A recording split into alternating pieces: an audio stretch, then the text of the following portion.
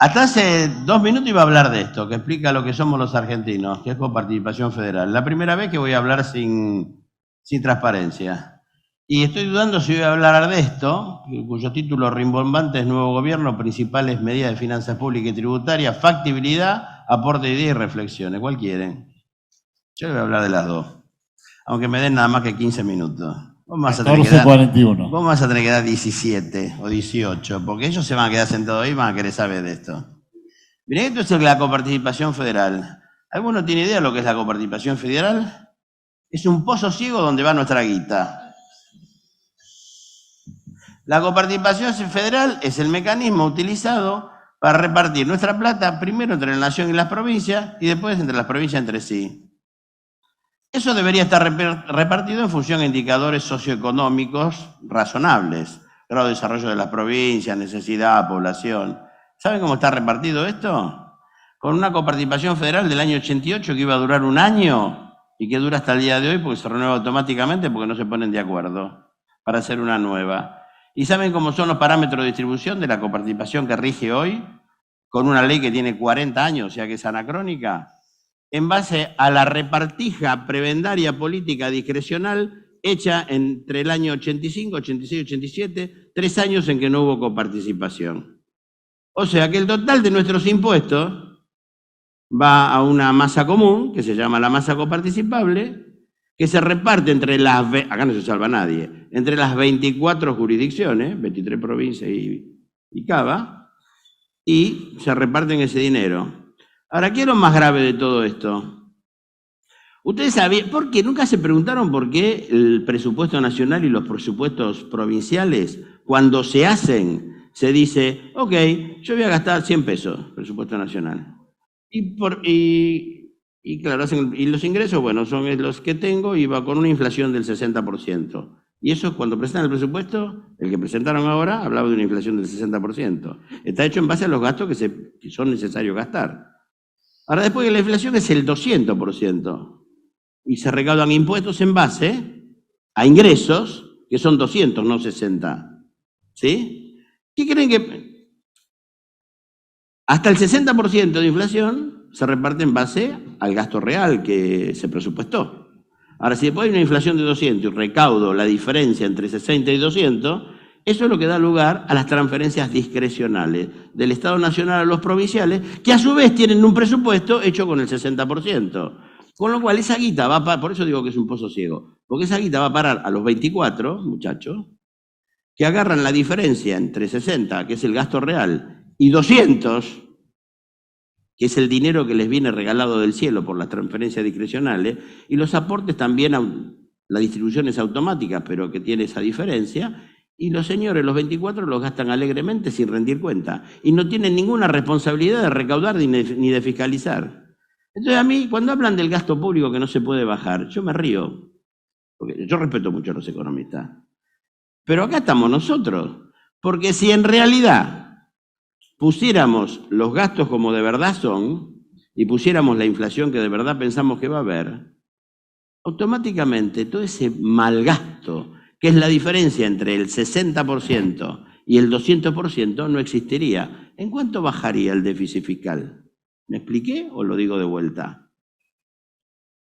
Yo lo que estoy diciendo con esto, el malgasto es total. Fíjense además, si tuviera las slides se vería mejor, pero les pongo la Argentina, ¿no? Hay una herradura, que es todo el norte. No sé si hay gente del norte no se sientan ofendidos, porque son datos, ¿sí? El norte que arranca en Corrientes, pasa por Formosa, pasa por Jujuy y baja hasta Catamarca. Elimino de ahí a Entre Ríos y elimino a Mendoza. Aportan al PBI el 15%, al PBI nacional, y reciben el 46% de la distribución secundaria de la coparticipación. Esas provincias, cuando ustedes ven fotos en los diarios, ¿qué le dan una idea de...? Son muy lindas todas, pero ¿idea de provincia pujante o ven un montón de chicos pobres descalzos?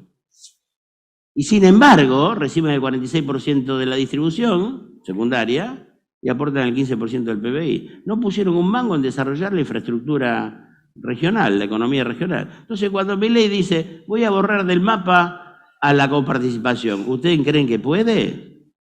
Si no han desarrollado las economías regionales en todas estas décadas. y todo es gasto asistencial crónico. ¿Quién sostiene al país? El núcleo.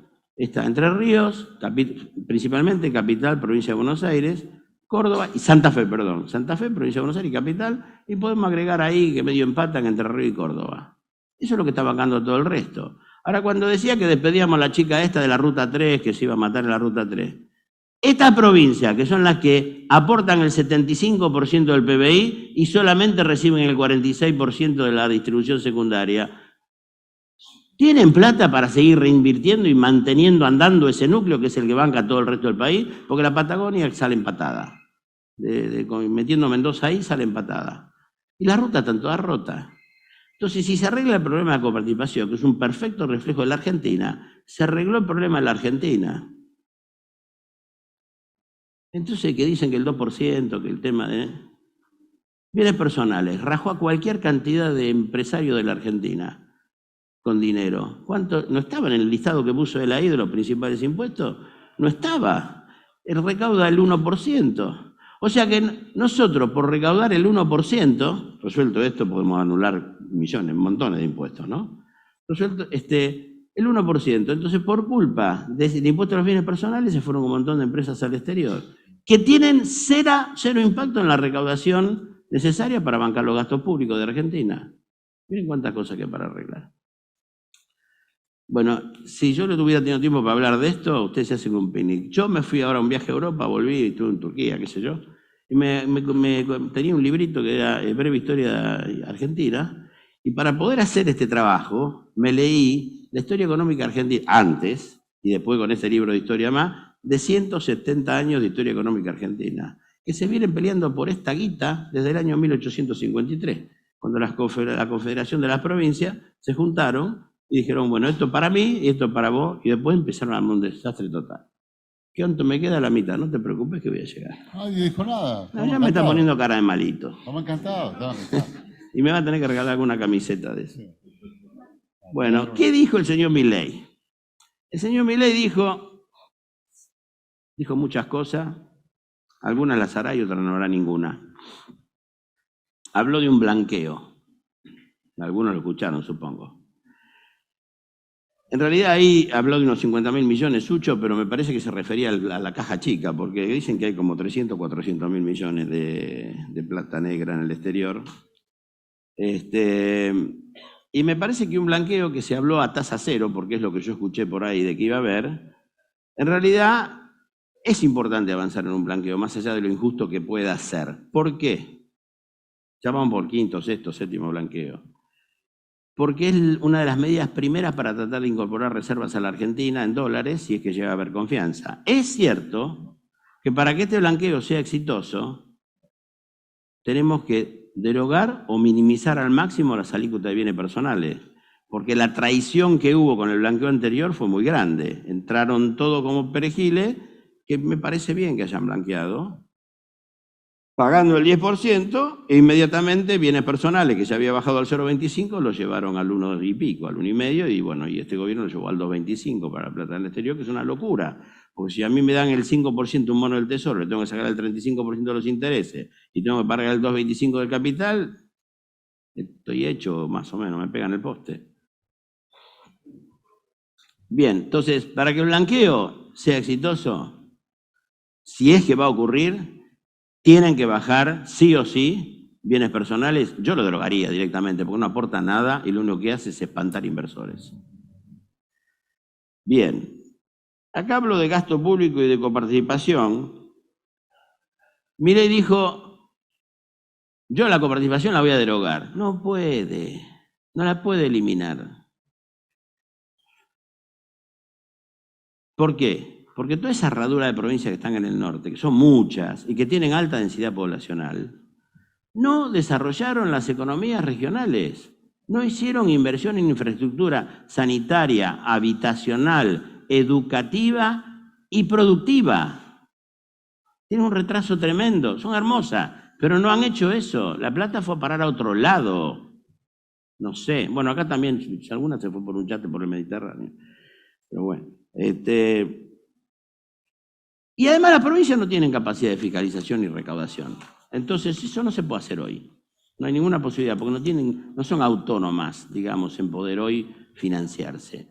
Porque acá hay muchos modelos con esto de la coparticipación. Una es que la coparticipación sea distributiva y otra es devolutiva. O sea, yo te voy a dar los impuestos que vos hubieras recaudado independientemente, ¿sí? Pero si no tenés desarrollo productivo en tu provincia, ¿qué impuesto vas a recaudar? Bueno, lo del presupuesto ya lo expliqué, ¿no? Lo del 60% que se va al 200%. Presión y simplificación tributaria. Argentina tiene la presión tributaria más alta del mundo medida por el Banco Mundial. Pero hay dos impuestos que hacen que una Argentina, medida por el Banco Mundial, no puede trabajar en la Argentina, pero sí podría trabajar esa misma empresa en Brasil, en Chile o en Perú, donde quieran. ¿Cuáles son? Son ingresos brutos y impuestos a los débitos y créditos. Si se resuelve el problema de esos dos ingresos, de esos dos impuestos, esa empresa que según el Banco Mundial tiene una presión tributaria o carga tributaria del 130%, bueno, le bajaría muchísimo y podría trabajar en Argentina también. Eso es así, eso está medido.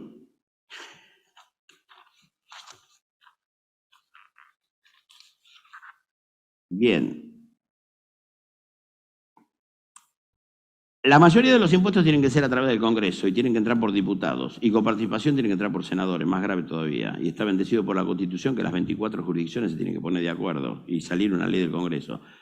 ¿Por qué es tan difícil cambiarlo esto? Porque hay 4 provincias perdedoras, como ya lo dije, Santa Fe, Cava, provincia de Buenos Aires, podría decir Entre Ríos también, y hay 18 ganadoras. De las 18 no quiere el statu quo, no quiere cambiar nada, ¿sí? Ahora hay cosas que realmente podrían resolverle este gobierno sin tener que pasar por el Congreso, que tiene un problemón, ya lo explicaron todos, que hay un problemón de gobernabilidad en el Congreso y con los gobernadores también, ¿sí? Por ejemplo, nos han matado a anticipos, nos matan a retenciones, nos matan a percepciones, nos matan al impuesto al país. Todo eso con resoluciones se resuelve. No tiene que pasar por el Congreso. Lo de la participación sí, porque es un problemón, ¿sí? Entonces me dice, ¿va a haber una reforma tributaria de entrada? Miren, yo no tengo la bola de cristal, porque esto, la verdad que yo no sé si es que está todo muy bien guardado o no tienen nada. Tengo una duda grande como una casa, ¿sí? Incluso a mí me preguntaron y yo le di algún nombre para la FIP. Y me ¿a vos te interesa? La verdad que no, muchachos, muchas gracias, pero le puedo dar un nombre de una buena persona. Atraso, y acá viene la papita y la perlita que siempre doy sobre el final.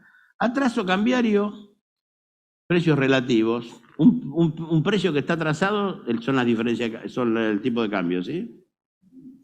Bueno, ustedes como empresarios tienen que tomar medidas tributarias, medidas financieras, económicas, que tengan un alto impacto tributario favorable para ustedes. Todos ustedes están estoqueados, los que no son puros servicios, ¿sí? Bueno, traten de no comprar insumos del 11 de... Y si son insumos importados, traten de no comprarlos del 11 de diciembre al 31 de diciembre. ¿Saben por qué? Y si los compran, arreglen con el proveedor la mejor manera de hacerlo. Después cualquier cosa le explico afuera. ¿Por qué? Porque ustedes, el stock que lo compraron, $1 lo compraron a 3.70, ¿sí? Bien. Al 31 de diciembre le cierra balance, para los que cierran el 31 de diciembre, que serán muchos los de acá, y el contador le va a decir, eso, valualo, ese dólar, ese stock, valualo a 800. Suponiendo que el tipo de cambio es allá. Para que la contabilidad dé, ¿qué va a pasar? La diferencia entre 370 y 800 es una ganancia por tenencia de inventario. Esa ganancia por tenencia de inventario paga el 35%. Pero si ustedes no compran mercadería del 11 de diciembre al 31 de diciembre, o la compran y después dicen que la diferencia se la facture como algo financiero, la ley de impuestos, ¿qué dice? Que se pueden evaluar las mercaderías a la última compra ocurrida en los últimos 2 meses. Con lo cual, ustedes tienen contablemente esa mercadería que es $1, tiene una ganancia de 400 pesos, ¿sí? La diferencia entre 3.70 y 7.70, el nuevo tipo de cambio. Impositivamente, ¿cómo se evalúa? A 3.70. Con lo cual, tengo una deducción en mi declaración jurada de 3.70 y mato la ganancia por tenencia de inventario. Eso aplica a eso, aplica a las inversiones financieras. Hay montones de cosas que hay que hacer antes del 11 de diciembre para no perder plata con los impuestos. Y como los señores no me dieron más tiempo, se joroban, no le puedo decir más cosas. Muchas gracias. Maestro. Impresionante. Hijo de tigre, podemos decirle esto, ¿no? Hijo de tigre.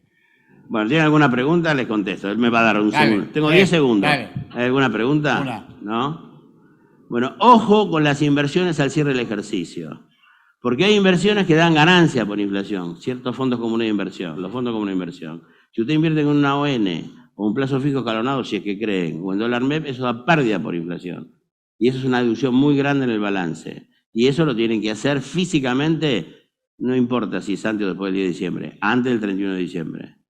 ¿Sí? Eso ténganlo muy en cuenta. Bueno, nada más. Guille, un placer. Un honor.